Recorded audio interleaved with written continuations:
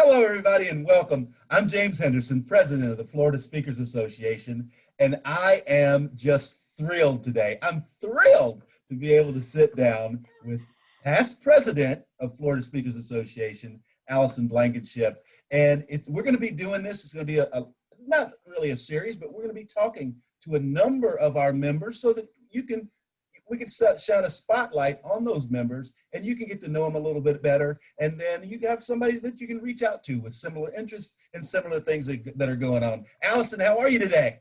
I'm doing great, James. Thank you so much for having this time to chat together. I know it's going to be fun. It's going to be fun. I get all the benefit because I get to learn everything about everybody. Well, let's just jump right in. The first thing I want to know is, tell me a little bit about your business, Precision Speaking. It sounds fantastic. Tell me what it would look like if you were talking to a client, and then kind of tell me what it would look like if you were talking to a colleague. Are those descriptions different? A little bit, I think, because my background is I'm actually more of a trainer than I am a keynote speaker or a consultant or a coach. And even though, that fringe is over, what I tell people who say, what do you do? What do you do? Well, I say, well, I'm a professional speaker. And they're like, about what? And my answer is I work with really, really smart people, engineers, PhDs, scientists, and I teach them how to communicate with us mere mortals on this side of the thinking plane. And I've done that in a kind of a unique way, in that throughout the years, because I've been professionally speaking for 20 years now, throughout the years, I've developed actual processes, communication processes, and that's what highly analytical brains love. They love a system. So I've done that. I've created systems to help these brainiac people be dynamic, be compelling, create buy-in, whether that's in a conversation or a presentation. So it's, kind of developed a niche, not by any intention. It just evolved that way. So for a speaker, awesome. For my fellow speakers, what I say is, when I joined NSA, there weren't many trainers out there. And of course, again, over the years, my argument was always like, hey, you guys as a keynoter, you get up and talk for an hour. I got 6 to 8 here, people. So, this is a lot of speaking that you have to do. And I think that's the big difference, is you have to decide, are you primarily a keynoter, which is a completely different skill and a very, very difficult skill, I believe, or are you a trainer, which again is a completely opposite set of skills when you speak. Right. Now, let me ask you, because this is curious. I'm curious, is it a little different now? Is the view of training, in terms of the combination between training and being a speaker, is that different now than it was like several years ago with some of the technological innovations, a lot of the virtual speaking that we're doing? Does that make it different for you? It does. It absolutely does. And, I really resisted, just because, again, my clients are not out there on social media. They're not so much tweeting, or I make them all get on LinkedIn at the very minimum. But the group that I work with is less extroverted than a typical audience. So for me, on the training end of it, especially with COVID, it has really changed in that now we've got to translate these usually very, very high engagement seminars into, we're in a remote world. So it's a lot more work. You'd be surprised. You would think it'd be pretty easy to convert what you already have, but to find ways to engage, to find ways to keep the group active and keep people from multitasking, that's been the hardest part for me in the training business. And I do think it's here to stay. I do think it's here to stay. Now, we didn't talk about this earlier, but is there a secret to working with people who are really smart but extremely introverted? Is there a key to reaching them? Oh, James, there's so much. If you're an engineer, a PhD, or a scientist, I'm going to apologize. there's that old saying, whatever you resist persists. And I started my career speaking in leadership because that was my first career, was in leadership and women's empowerment. So I was on a leadership for women circuit, for lack of a better word. And that's what I did the first, I don't know, 10 years of my business. And through it all, as I said, I started to notice that people really love takeaway tools. And that's kind of one of the things that I give people. I give them specific steps. Here's a conversation model to use if you have to be if you're the manager and you have to tell somebody they have body odor, or you have to tell somebody that their personal appearance does not meet the dress code. You know, people get really funny. They're very uncomfortable having to deliver those awkward conversations. So it kind of started there. If I can give you a tool, if I can give you a guide, then you're more likely to feel confident about going to have these conversations. And it kind of evolved into, all of a sudden, I was being hired to work with more and more scientists and engineers because my tools are process driven. So from that point, I started researching, started developing. You know, James, when you and I were talking about doing this, I realized I've written over 80 different communication skills programs. Oh, wow. I know. It's a lot of workbooks. It's a lot of programs, and they're customized around processes. So analytical brains love to follow processes, and that's what I help them do. So you wouldn't think that becoming charismatic, you wouldn't think that creating buy-in is through a process. When you study the science of how people's brains work, how they think, what is ethically appealing and motivating, it's pretty fascinating and fun that you can kind of put it into this system. I find it scary to thinking about how people think these days. There's some scary things out there, the way people think.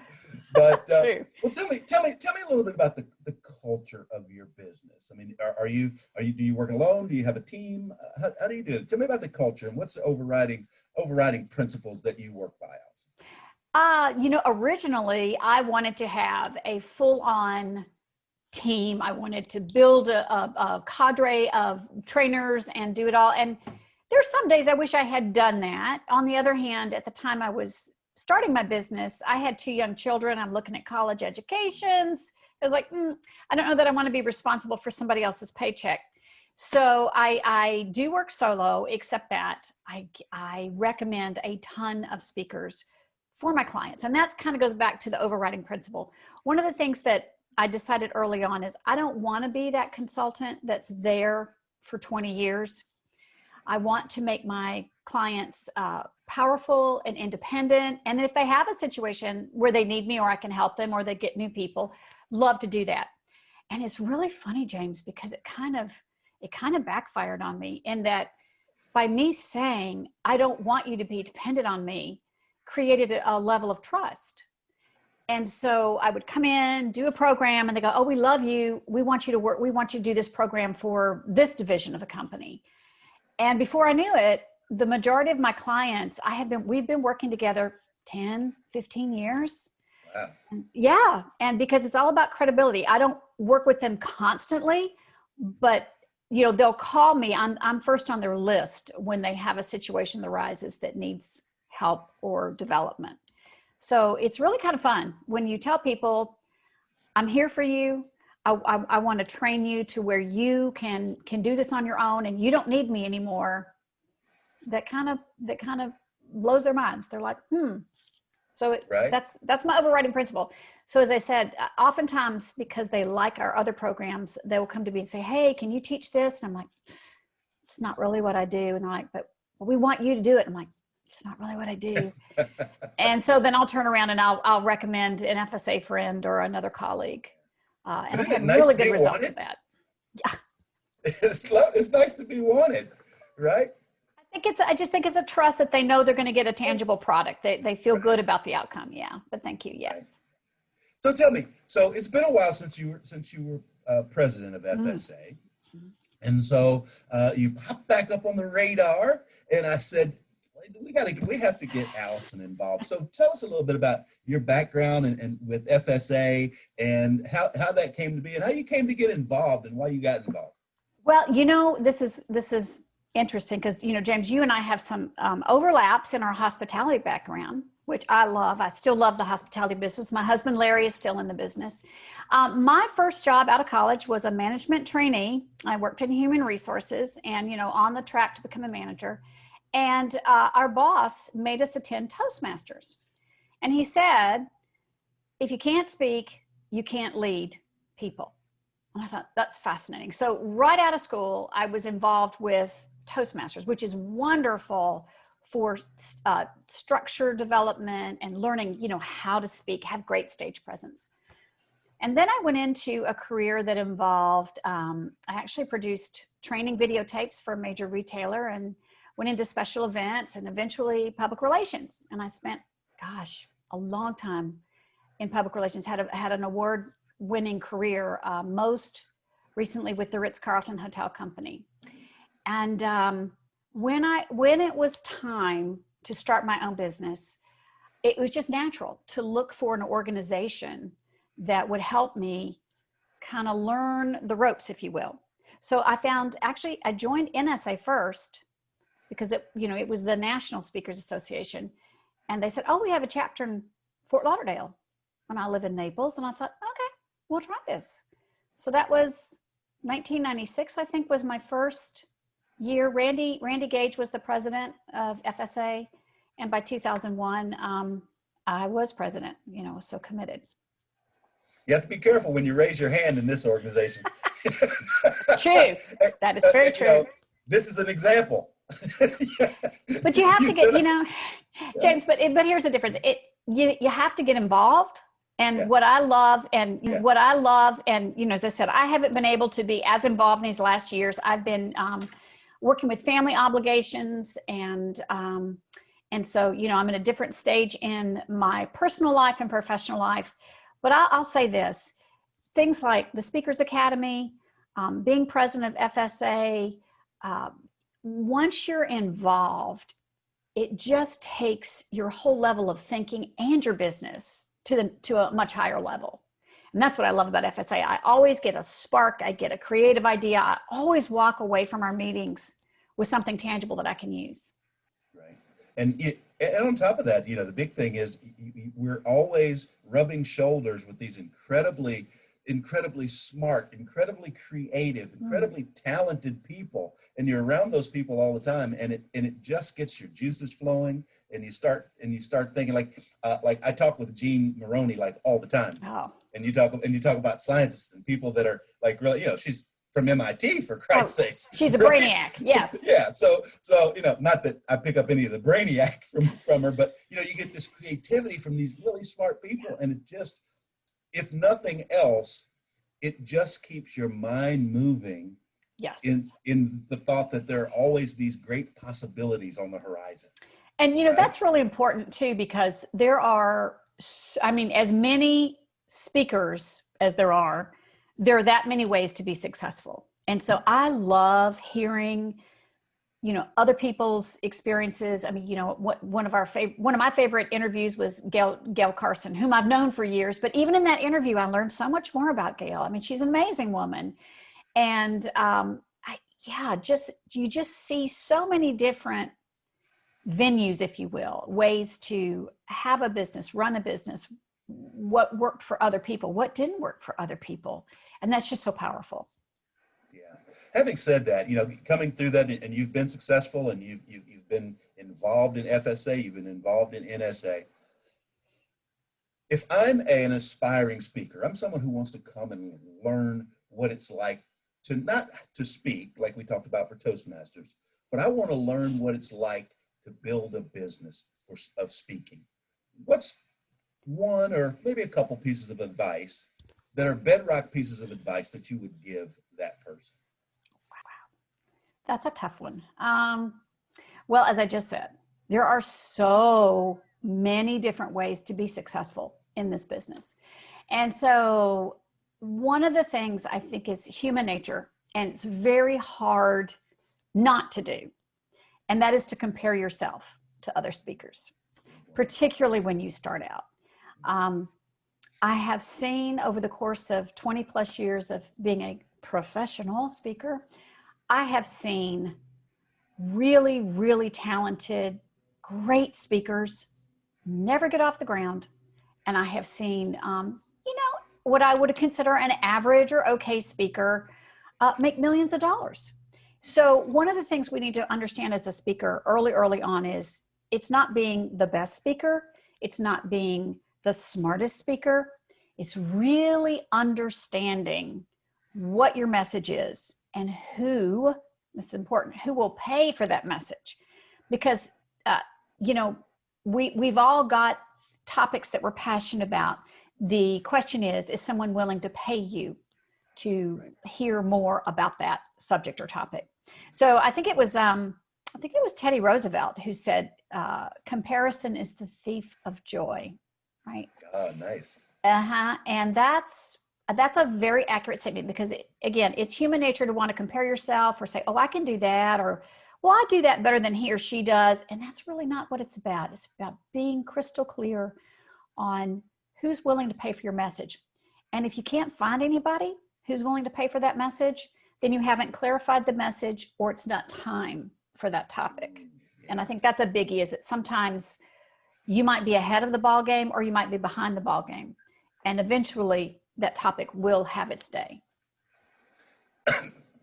In the interest of full disclosure, Yeah. this is kind of a loaded question because she might not know it yet, but we're going to ask her to help us out a little bit with the academy. So that's why that was a loaded question. What's she going to tell us with the academy? Just for interest of full disclosure. Okay. So tell me, let's go back to your business again. We've come through this period of uncertainty. So many people didn't really know what was happening. And, one of the questions that surprises me, and you talked about it a little bit, people wondered, well, can I, or do I even want to be a virtual speaker? Yes. Right. There's all these things that are going through all these speakers' minds and about their business. But I know that even with all the uncertainty, there have been so many revelations. People have said, you know what? I never would have learned that. I never would have thought about that. I never would have done that if it hadn't been for COVID. What's maybe one exciting thing that you've either been affirmed in doing more, or that you've been urged to do that now you really like, but you never would have done it without it? What's something that you've been urged to do? What's one of those bright spots right now, having come through that little period of uncertainty? Well, I definitely fall in that camp of, I don't want to do this virtual thing. And then it was like, okay, I'm doing this virtual thing. So, again, I think I'll look at it two ways.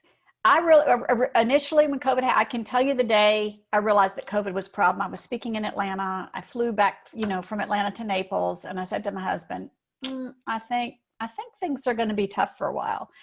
But I fully expected that COVID would last 6 months. We'd be back, we'd have this under wraps, and we'd all be back to our quote old normal selves by now. Well, obviously that's not going to happen.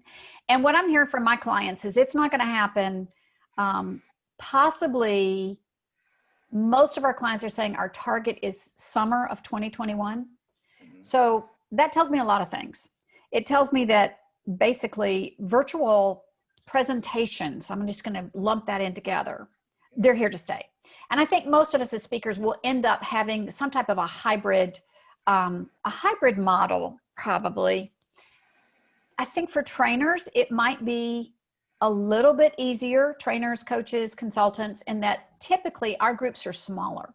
So to translate that to a screen where you see little headshots, it's probably easier for us. Where I've had a more difficult time is revamping the exercises, trying to find ways, the technology to really keep people engaged. And we're making a lot of progress. I mean, let's be honest, James, we're doing things that they've said for 20 years we've been able to go paperless. They've said for 20 years we've been able to be virtual, and nobody's done it. COVID has forced us to be creative and adaptable. And so that to me is a bright spot. I think for keynoters, it's got to be tougher. I, on occasion, will keynote. I got to be honest with you, I don't like it. I have great respect for people that do it. because for me, it's not enough time to really form the bonds and the relationship and the connections that I can do when I have a full day versus, an hour or 90 minutes. So if someone can put James Henderson up on a big screen and have you deliver this fabulous keynote, and you can be here in Naples, Florida, and not with them, I can see a lot of reasons why some meeting planners would want to do that.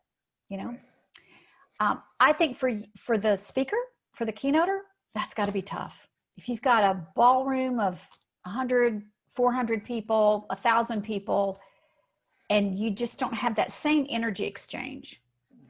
So, looking forward, I can see where my new business, as you will, I'm still kind of sitting back and letting things fall out a little bit where they may. I've got good clients that I'm doing work for. 2021 will be different. I think it's very much going to be a hybrid business. I do think, like you say, that we've kind of let that genie out of the bottle. I don't think the genie's going back in. Yeah. One of the things that you said, and I'll kind of paraphrase it for you, or maybe better way to say that is, this is what I heard. You talked about relationships. You talked about the keynoter's relationship and their relationship to the crowd and the people there. You talked about a trainer's relationship, like your relationship with a smaller crowd that allows you to get closer to those people. And we talked earlier about them wanting to come back to you. And I joked, well, it's nice to be wanted, but you have a different type of relationship with those people.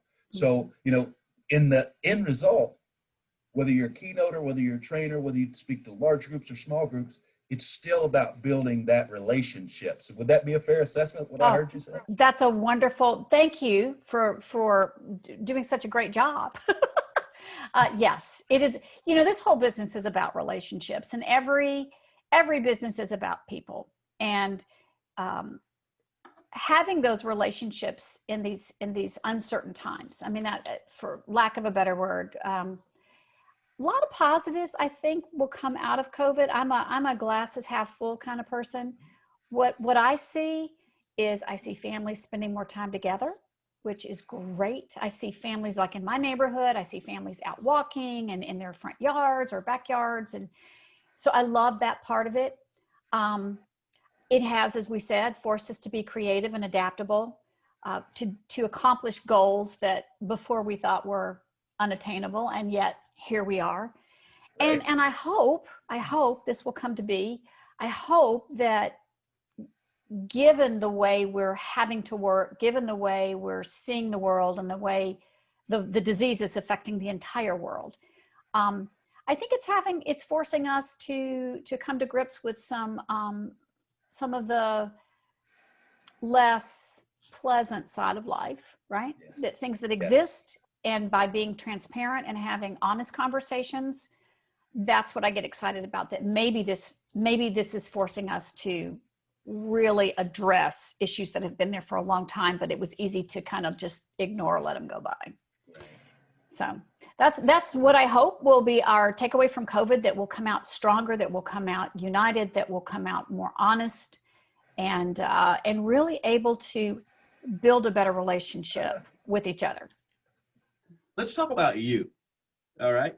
Tell me, I read an article about you and about your business, and they ask you some interesting questions. I thought one of the most interesting questions and answers that the person who wrote the article asked you was, tell them what the one piece of business advice that you were given that was the best piece of business advice you were given.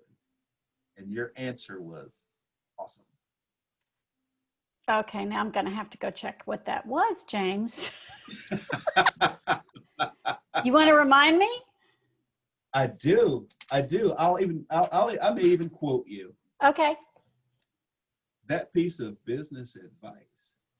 Let me find the right spot. Is it my dad? It's your dad, yes. Yeah, it's my dad. Yeah. Yeah. He said, and then of course now I can't see it.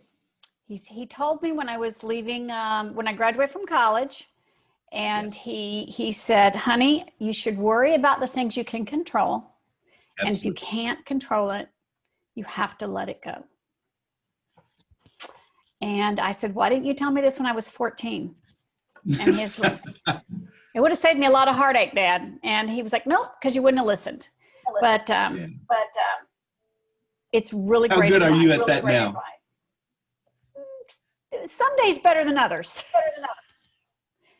You know, and the reason that I found that answer, so appealing is because I, you know, I can be pretty tightly wrapped at times, right? I come off as being pretty laid back, but I mean, I can be pretty tightly wrapped. And so with having a lot of stuff going on, and especially like right now, the reason that resonated with me was because there's so many things going on.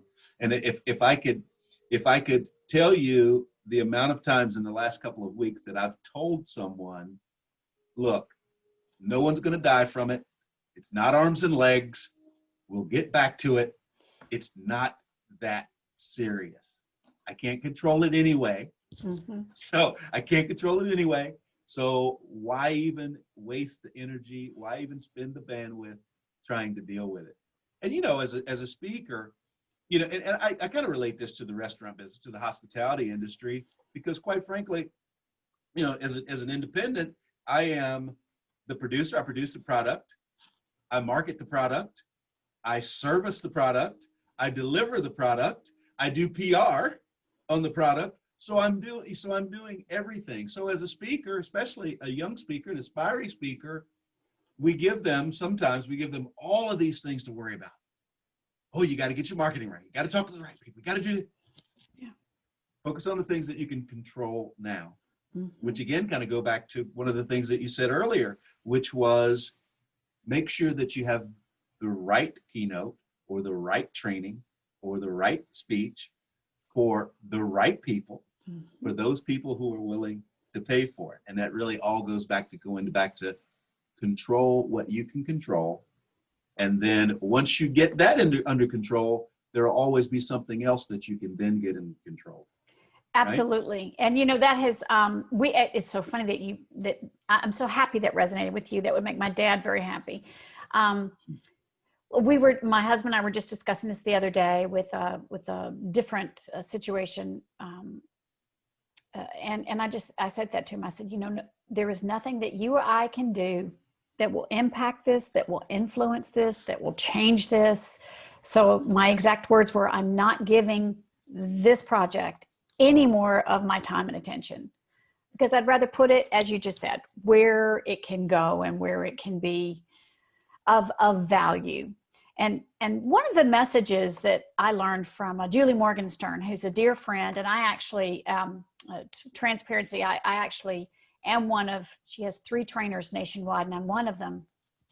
And we talk about time management and stress and productivity. And, you know, she really taught me that someone's time and attention is the most valuable resource you have. And so to be able to give that to someone, that's huge. That is just huge. So you're right. You know, let's make sure that in some of these situations that arise, if it's beyond our ability to influence, impact it, or control it, yes, walk away. Just let it go. And eventually I find that if there is a solution in hand, it will come to you. It will definitely come to you.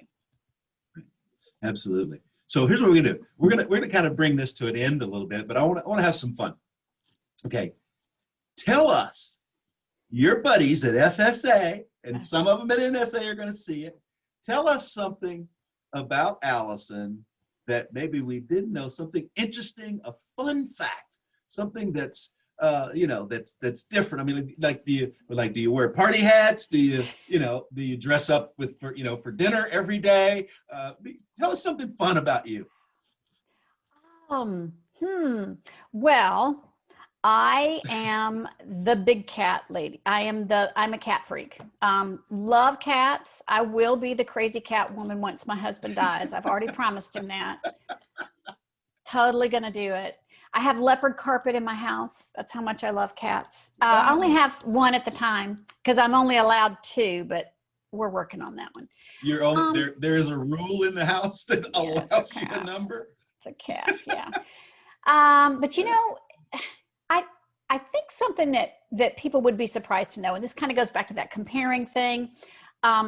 Most people within FSA or NSA for that matter, most people would be surprised to know that when I was in my late 20s, I walked off an airplane. Unbeknownst to me, my employer had gone out of business literally while I was in the air, and I qualified for food stamps. And that was a very humbling experience. It was a really remarkable experience. I think for me, when people say, you know, what's the turning point in your life? There have been many big events, but when I look back, man, going home to live with my mom and dad was not an option for me at 27 years old. I did not want this to happen, but I didn't really make enough money to really save anything. You know, it was pretty much whatever I made had to go to my housing and food. So I learned, number one, the amazing skill of reinventing yourself. You know, how do you pick those pieces up? What do you do? I'm pretty committed to doing whatever it takes to put food on the table. You know, you eat a lot of humble pie that way, and so that was a wonderful lesson. And at the same time, using those reinventing skills, within 3 years, I was the highest ranking female in an industry I had no experience in.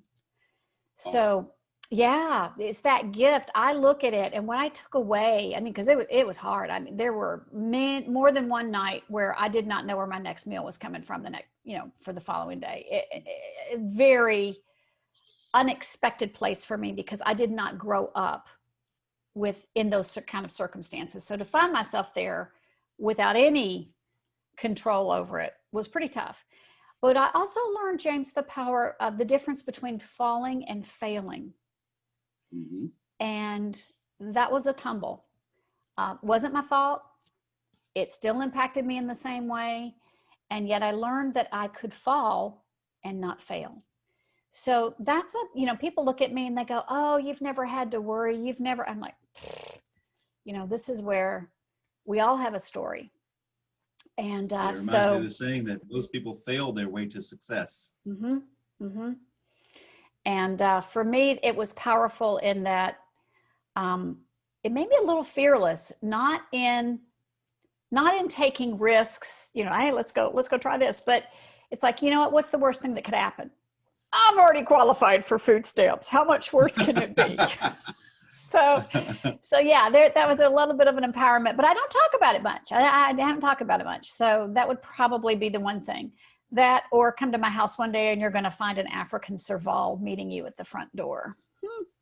Wow. I don't know what it is, but it sounds pretty intimidating. It's about a 35-pound bobcat. Yeah. Oh, wow. Wow. Well, I guess the final question will be, but when I come to the house, will your 2-month project be completed in its period of time? James, you know what?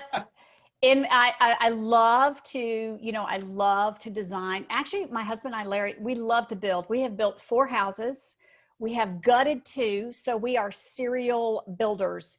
And this is just a backyard project. And no, like I said, right now, we're in week 16 of an 8-week project. So who knows? I've built houses faster than I built a backyard patio. Go figure. Awesome. Can't control it. Allison, thank you. Thank you so very much. I mean, this has been so fun, you know, just an opportunity to kind of get to know you a little bit and just to kind of talk with you. And more importantly, to let our members have an idea of just who Allison is, how spectacular you are. And I think maybe I will give you my synopsis from this whole thing. You know, I have just spoken with a person who just gives the aura that you are just a giver and that you are able to just reach out to people.